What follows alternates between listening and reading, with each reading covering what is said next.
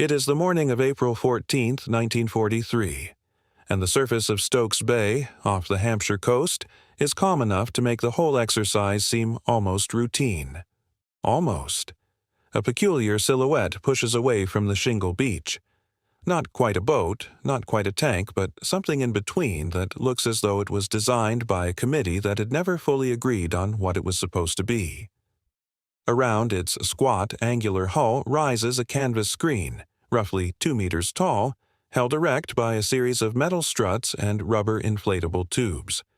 The whole contraption bobs with an air of improbable dignity, water slapping against the fabric just centimeters below the top edge of the screen. Inside the hull, a crew of 3 sit in a metal box that smells of petrol and damp canvas and the particular brand of anxiety that comes with being sealed inside machinery that has no business being in the sea. Then something gives way. A strut buckles. The canvas collapses on one side. The craft lists, takes water, and goes down in a matter of seconds. No one is killed. The crew scramble clear. But on the beach, watching with a mixture of professional detachment and barely concealed dismay, the engineers and officers of the Department of Tank Design make notes in their clipboards and say nothing for a long moment. It is not the most auspicious beginning for a weapon that will, within 13 months, play a decisive role in the greatest seaborne invasion in history. But that is precisely what the Valentine DD, the duplex drive, will become. This ugly, improbable, terrifying little machine will be modified, tested again, and eventually delivered to the beaches of Normandy, where it will give Allied infantry something they have never had before: armored support in the first, most lethal minutes of an amphibious assault. The question of how Britain got from that sinking hulk in Stokes Bay to the beaches of France in June 1944 is a story about engineering under pressure, about the willingness to embrace a bad idea long enough to find out whether it was actually a brilliant one, and about what it costs in blood and machinery and nerve to solve a problem that nobody has ever solved before. To understand why the Valentine DD mattered, it is necessary to understand what had happened without it. The experience of amphibious assault in the Second World War, up to the middle of 1943, had been a study in catastrophe. The problem was elementary and brutal.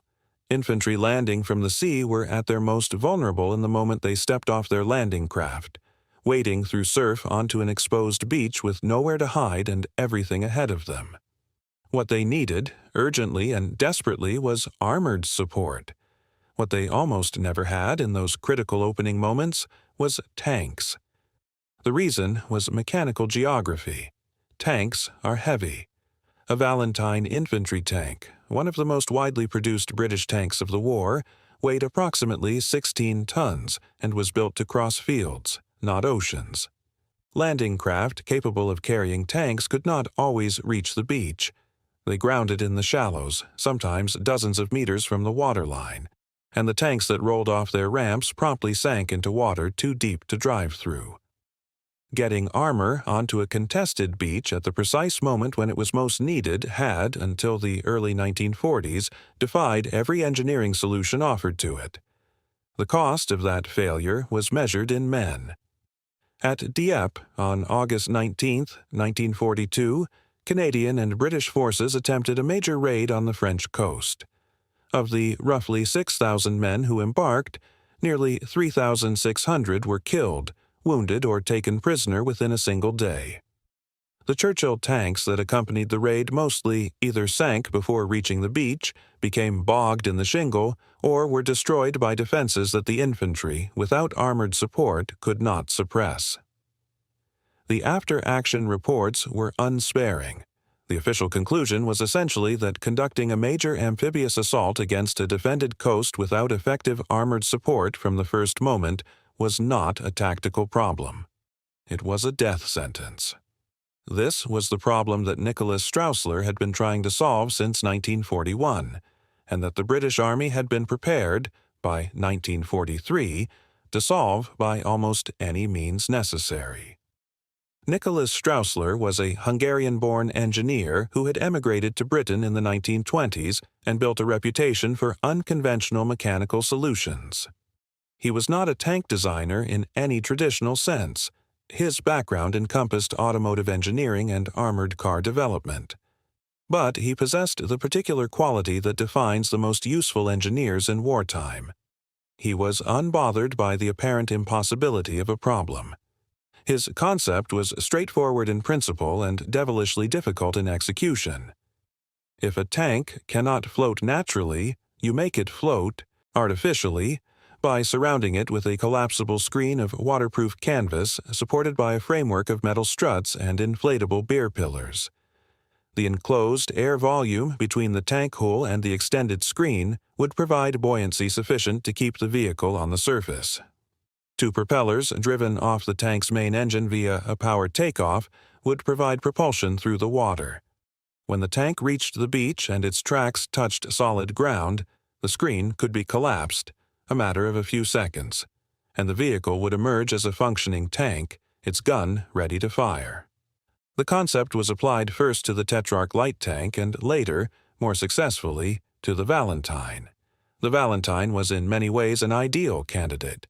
It was a relatively compact vehicle, approximately 5.5 meters in length and 2.6 meters wide, with a hull profile low enough that the canvas screen, when erected, did not need to be excessively tall to provide adequate freeboard.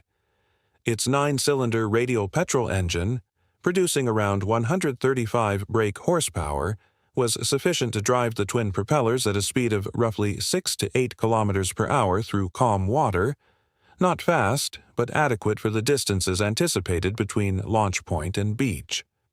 The screen itself, when fully erected, stood approximately 1.2 meters above the hull's waterline level, giving the vehicle a freeboard of roughly the same margin. This sounds reassuring until one considers that the English Channel, even on a calm June morning, does not behave like a mill pond. Waves of a meter or more would bring the top of the screen to within millimeters of the water surface, and any collapse of the screen, whether through mechanical failure, enemy fire, or simple bad luck, would result in near instantaneous sinking. The propulsion system was fitted to the rear of the tank, with the propellers angled downward at roughly 15 degrees to provide both forward thrust and a degree of directional stability. Steering was accomplished by rotating the propellers on their mountings, a solution that worked adequately in practice, though it gave drivers very little confidence in cross currents. Production of the Valentine DD was undertaken at the Metropolitan Camel, Carriage and Wagon Company Works in Birmingham, with modifications to the base Valentine hull carried out alongside the standard production line. Total numbers produced remain partially obscured by wartime classification, but estimates suggest that several hundred were completed before the Normandy landings, with additional units manufactured for training and reserve purposes. The training program itself was extensive. Crews had to master not only the mechanical operation of the screen and propulsion system, but also the deeply counterintuitive business of driving a tank in the water. The instinct of any tank crew in trouble is to button up, to close the hatches and sit inside their armor. In a sinking DD, that instinct was fatal. Crews were trained obsessively in escape drills, and it says something about the seriousness of that training, and something about the men who completed it, that they then climbed back in and practiced again. By late 1943, the Valentine DD had largely been superseded for operational purposes by the Sherman DD, the American-built M4 Sherman tank fitted with Straussler's floating screen. The Sherman was heavier, better armed, and in many respects better suited to the infantry support role. But the Valentine DD did not simply disappear.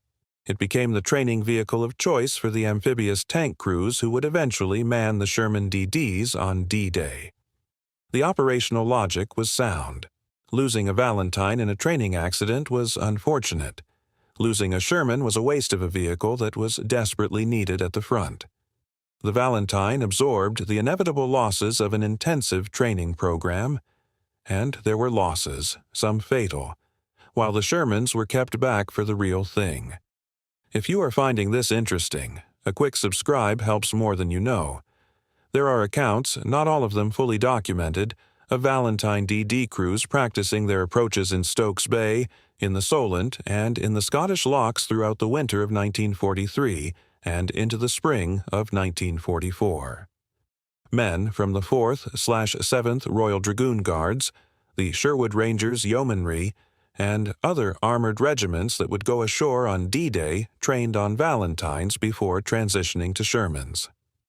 Veterans of that training have described the experience in terms that range from the darkly comic to the genuinely harrowing, the sensation of driving what felt like a canvas bathtub into open water, the noise of the inflatable pillars groaning under wave pressure, the way the whole structure would shudder when a wave hit the screen broadside. The Valentine DD also saw direct operational use in a context that receives far less attention than Normandy, but that validated the entire concept. During the Allied advance through Italy in 1943 and 1944, Valentine DDs were used to support river crossing operations. The River Sangro, the Garigliano, and several lesser watercourses were crossed with the assistance of amphibious armor, providing infantry with immediate armored support on the far bank rather than waiting for the engineers to throw a bridge. The psychological effect on infantry who had spent months crossing rivers under fire, with tanks stranded on the opposite bank, was considerable. The psychological effect on defenders who found armor suddenly appearing on their side of an obstacle they had considered impassable was, by various accounts, even more so. It is worth pausing to consider what the Valentine DD represented in the context of competing Allied approaches to the same problem, because the British solution was neither the only one attempted nor, in some respects, the most straightforward. The Americans, facing identical challenges in the Pacific and Mediterranean theaters, pursued the LVT, the Landing Vehicle Tract, popularly known as the Amtrak. The LVT was a dedicated amphibious vehicle, purpose-built for the task, with a hull designed from the outset to float. It was, in many ways, the cleaner engineering solution. It did not require a collapsible canvas screen. It did not need to transition from floating vehicle to fighting tank in a matter of seconds. It was, however, significantly less capable as a fighting vehicle once ashore. Early LVT variants were lightly armored and carried only machine guns. They could deliver infantry to the beach, but they could not suppress the kind of heavy fortifications that Allied planners knew they would face in Europe. The German military, by contrast, had invested in the Tauchpanzer, the diving tank, in 1940, in preparation for Operation Sea Lion, the planned invasion of Britain. The Tauchpanzer was a standard tank sealed against water ingress, capable of driving along the seabed in up to 15 meters of water, breathing through a long rubber hose extended to the surface. It was technically ingenious and operationally limiting.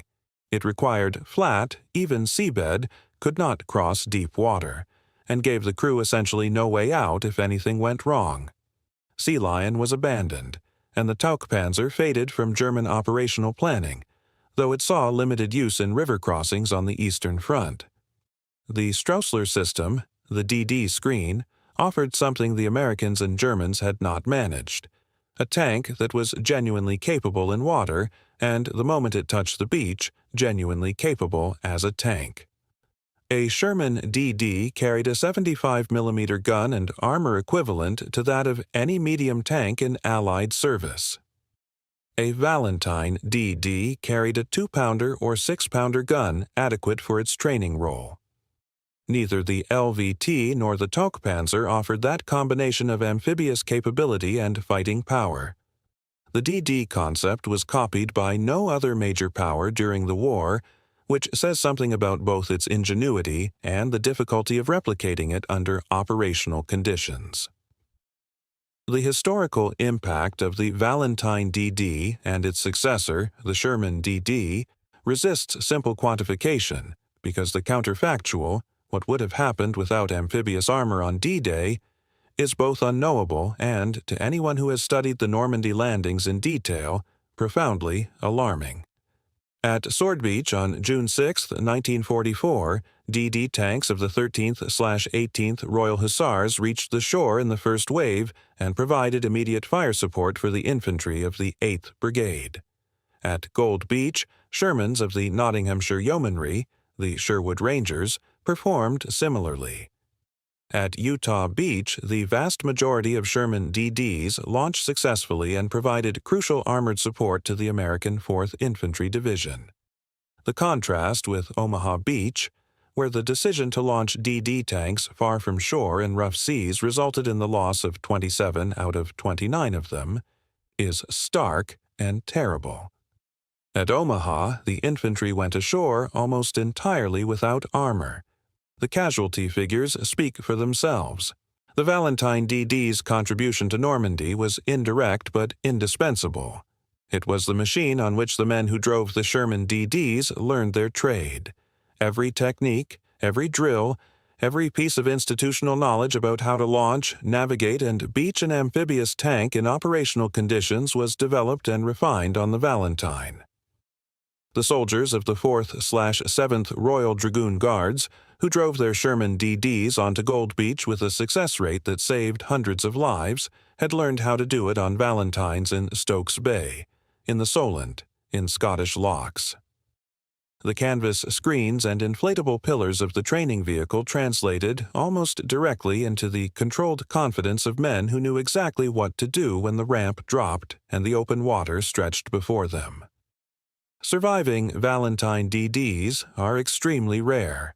The Tank Museum at Bovington in Dorset holds one of the most complete examples in the world, and visiting it is a quietly affecting experience. The machine is ungainly, almost comically so, a workhorse of a tank wearing what appears to be a very large shower curtain around its midriff.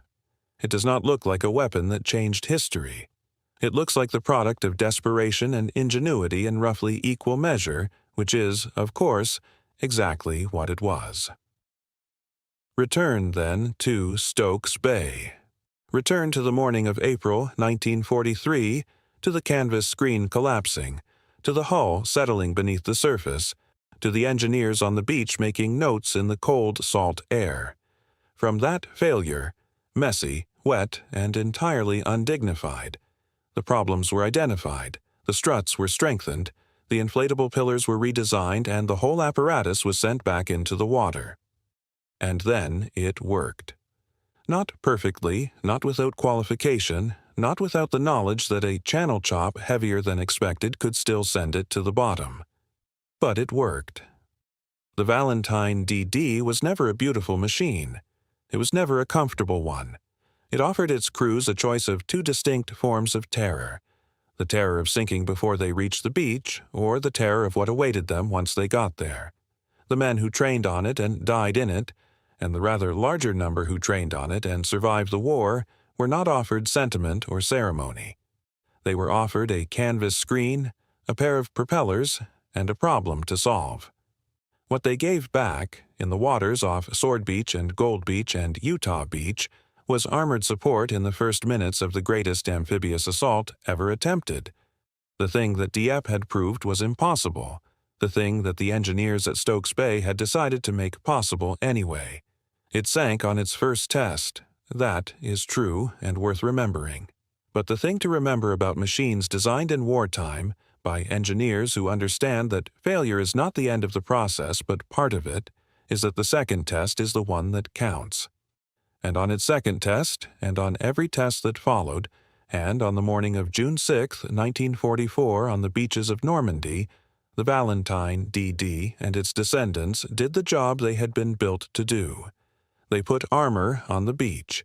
They put it there first, and they changed the course of the day, and perhaps of the war, by being ugly enough and improbable enough and determined enough to float.